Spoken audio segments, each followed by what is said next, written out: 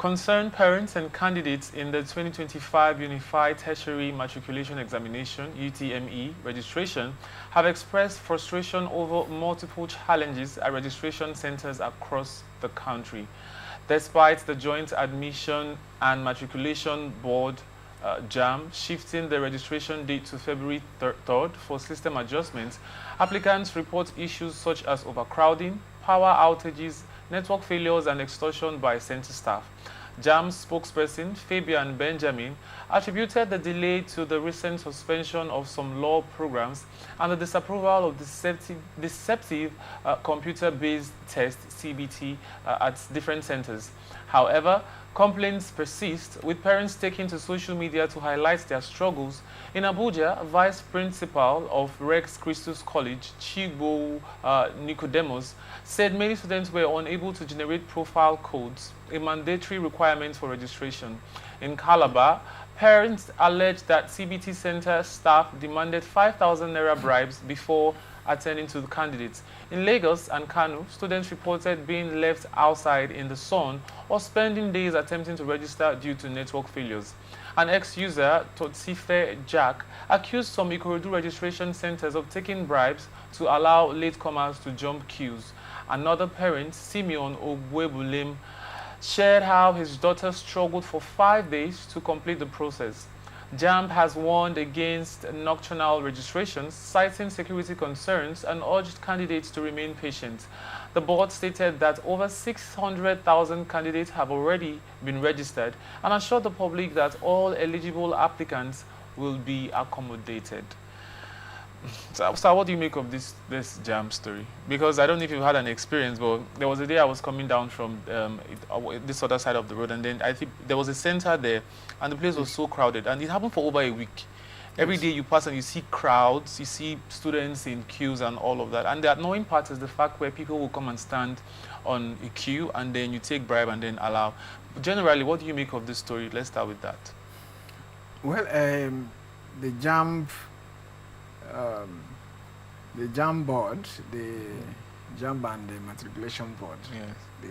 I think the reason why they introduced this profile code of a thing is for them to ensure accountability, for them to ensure that every student is really the one applying and sitting for the exam. So it's a measure to eliminate or to reduce corruption. But corruption is still there. You see, I think you read someone. Yes. People are collecting money. 5,000. Yes. Asking for 5,000. So now, what does it tell you? That every measure, everything we do to curtail corruption makes it worse. JAMB CBT, you know, when they introduced CBT for the first time, yes, because they felt that people were sitting for other people. But it made it worse. People were compromising. You know that the system is bad. People were compromising the system. Anytime they wanted to feed in maybe a mercenary, they'll put up the CCTV. Okay. So it's still happening. So you ask yourself, these are not the real problem. Just like you said, the other day I met some candidates. I met them there. They were complaining that one of them told me that she forgot her code. Now, why are you making things difficult for people? Why are you making it harder to register instead of harder to infiltrate the system? If a child, when we took our own JAMB, I can't remember JAMB recording any issue of people coming to maybe, is it to register twice? Now, I want to know the essence of this generation of code. You are making things difficult for people you are making it hard for people to register for this exam. Make it easier for people to register. Then, provide security. Let there be security that can ensure free, examination process. Yes, examination process, so that everything will turn out well. Instead of introducing code to go and generate code. Now, I want to know this issue of code. Is there anything it's doing that registration number cannot do?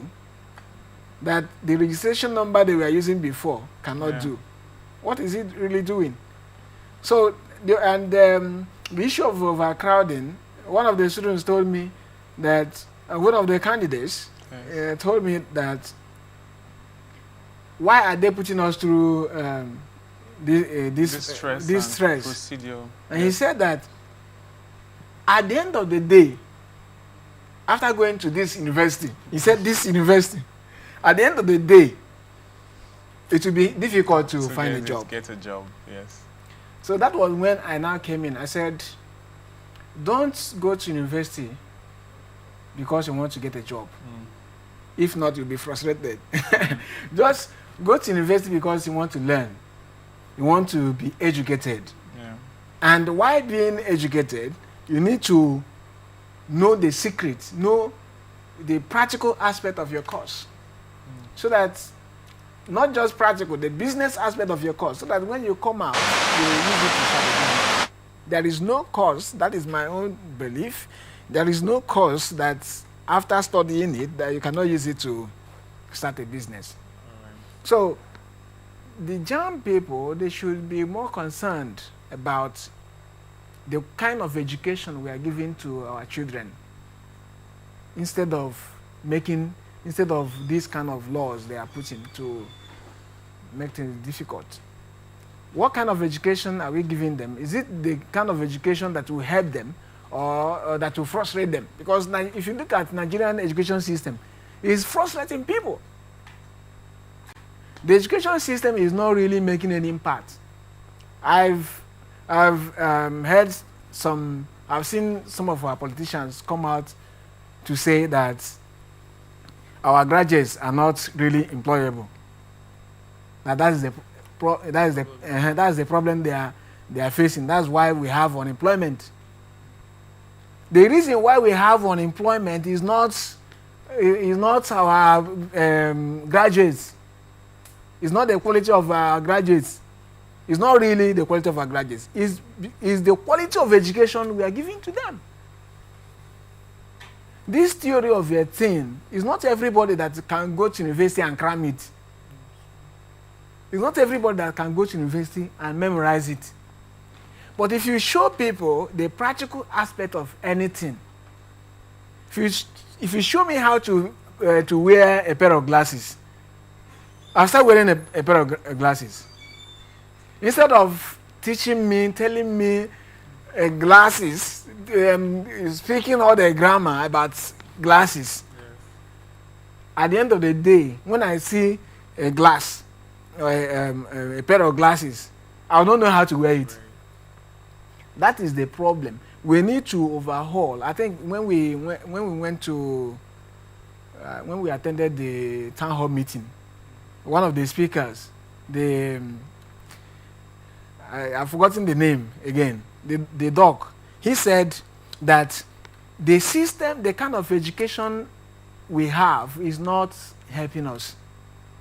We need to go back to the drawing board to know the kind of education we can put out that can help our children, that can help the society. Now look at Mark Zuckerberg. He studied computer. At the end of the day, he used the knowledge he studied computer science. At the end of the day, he used the knowledge he got from computer science to start a company. That is the kind of education we should be giving here. If they cannot provide that kind of education, they should allow mechanics, carpenters to come and teach, because I believe that these are the people that are supposed to be teaching